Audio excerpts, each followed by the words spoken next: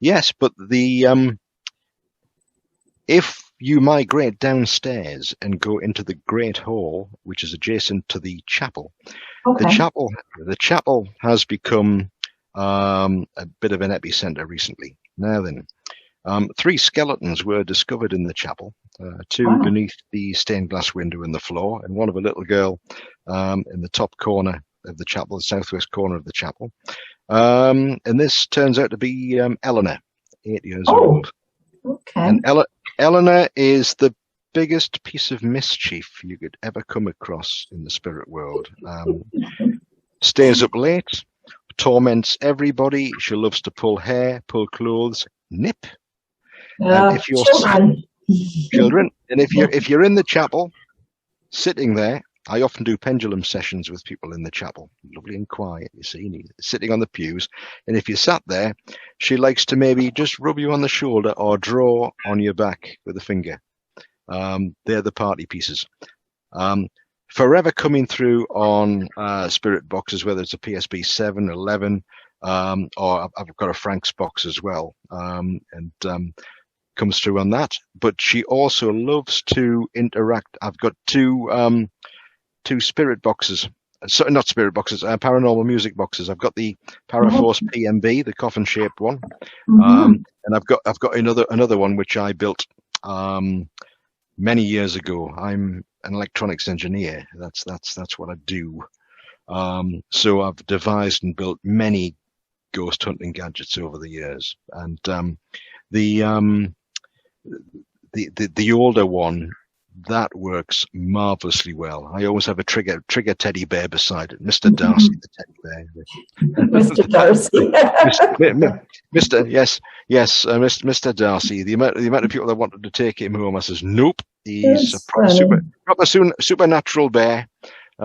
He's no longer an amateur. He's a professional bear now. He's a professional bear now.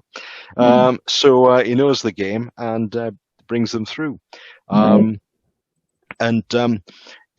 going into the Great Hall, it's quite vast, and there are one area, the southwestern part of the hall, near the old tapestry that's there. We always get a lot of action there, and the corner where the chapel joins the Great Hall, we get a magnificent amount of happenings. And key often tends to, but it's absolutely fascinating is all of that.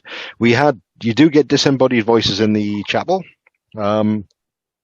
Myself and a colleague some time ago were sat there 2 o'clock in the morning or whatever it was, just with a pair of divining rods. I like using divining rods. He was asking the questions.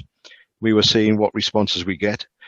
And a disembodied voice just said, "Get out of my house." Wow. So we were, okay. We might give that a rest for the night. But we've had poltergeist activity in the tea room or the minstrel's hall, which is the next room down from the chapel. And of course, as I explained earlier, full-bodied apparition in the torture chamber. We get a lot of flying orbs in the torture chamber. We do get metal objects moving, and this is classic. Clanking chains, believe it or not, clanking chains. Nice. There's a lot of chains in there. Yeah, which is always good. It might be a bit Scooby-Doo, but it really does happen. That's a lot of fun. If I heard that, I'd be like, oh my gosh, I love it, right? Because it's just that classic sound that you expect to hear in any horror film or ghost movie is the creaking doors and clanking chains. Yeah, creaking doors, clanking chains, knocks as well. Knocks and taps they abound. And if you can, give 3 taps and say, "Can you please respond with 3 taps?" and you get 3 back. That's astounding. That's marvelous. Now then, in an area which you can't see. It's near the front of the castle. We've got the medieval dungeon, proper dungeon with an oubliette, the hole in the floor where once people went down there, they weren't coming out again. Right. It was after we opened after COVID. I had 11 people on a ghost hunt, and I took them into the still room, which is just outside of the dungeon. And we're standing talking. It was about 9 o'clock at night. Dark, cold, October, and went, listen, really quiet, and there's this soft sobbing coming out of the dungeon, which went on for maybe 20 seconds or so. Wow. Stop. Oh, should we go in and have a look? No, it's all right, we heard it. Oh, come on, we'll go and have a look. You know, I'd be the first person in there. I'm telling you, I'd be like, "Oh, I'm gonna go see what this is." See what this is. Yes, but the funny thing is, the doorway to the dungeon. I as I say, I use a lot of equipment on investigations and hunts, but the one thing I've got is a moving charge meter, and the most active results I have with this moving charge meter, there's two places in the castle. One of them is the doorway leading straight into the dungeon. Wow. And the other one is right beside the range fireplace in the minstrel hall or the tea room. Now then, there was a medium who came in the other day. He was on one of my groups, and he had a pair of my divining rods, and he was right at that spot where where the moving charge meter used to go mad. He's there. He's going, oh, hey, it's bad right here. I said, that's very interesting. And then I says, watch this. And I went and got a REM pod, and I put it. I says, watch this. And I just moved the REM pod a little bit and moved away from it, and the REM pod is going absolutely bananas. I went, precisely where you said, this is a paranormal hotspot.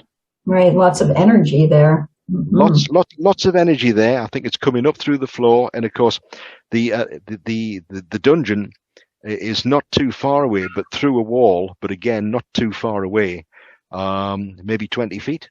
But it's incredible what happens in this castle. It really is. It sounds so exciting. I mean, I can't wait to come and stay overnight and to do all this, and hopefully you'll be there so that we can, we can have some great fun ghost hunting. Let me ask you a question, because I'm sure people are curious. Do people live in this castle today? Like, is there a family? Is there people? Is there apartments? Can I get one? The castle is privately owned, and the owner and his wife, who is Sir Humphrey Wakefield, they live in the castle on that side of the castle. Oh, so on yes, on other way. That's it. This way. I'm doing the reverse. There we go. On this side of the castle. Yeah, no, not on that side. On the other side. Oh, on the other side, because this side is where all of the torture chamber and all of the other things are. Correct. Torture chamber, museum room. The museum room is so it's open to the public to walk through. But I was lucky enough to get permission to have a private ghostie in there, and it is screaming with ghosts. Wow. What was it originally? What room was that? Do you know? I don't. I think it was just general accommodation. It's a later room, but core, is it haunted? Is it haunted? That room there, about 10 years ago, if not a little bit more, possibly a little more, myself and a friend, we using divining rods and a Sony Hi8 camera on night vision. We had a ghost. We followed it. We saw it. This was going to be like bang to right away. This is incredible. We actually had it pretty much cornered. And I turned around and I says, "This is magnificent. This is going to be world famous, you know." So we hurriedly went to play it back, and the tape's all crinkled, and it's the only time that. Oh no! Hi, tape. That happens.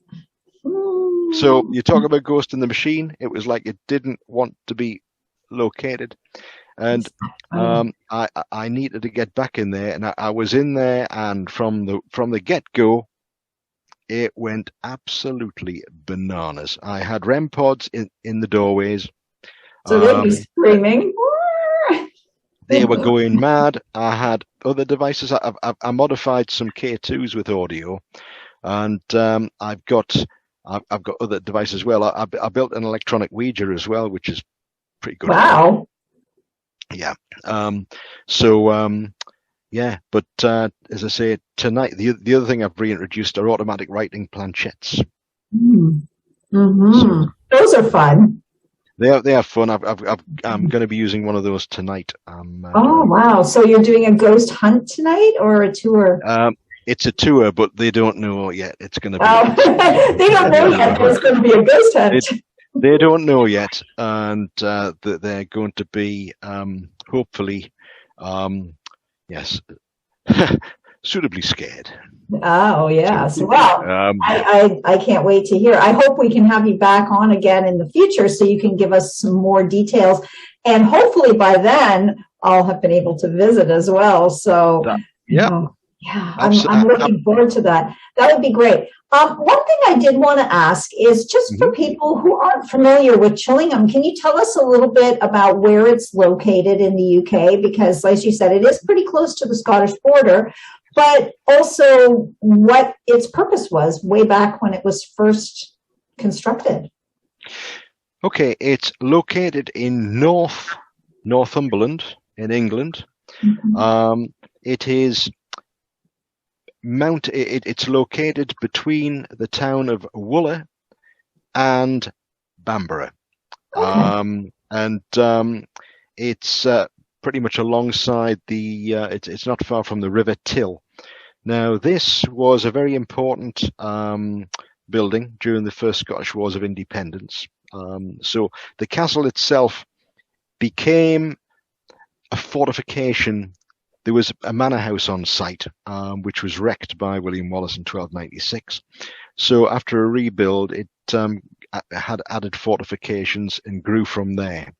So you're talking 1297 onwards. 800 plus years ago. Yes, 800 plus years ago, and it grew and grew and grew from 4 standing towers with adjoining walls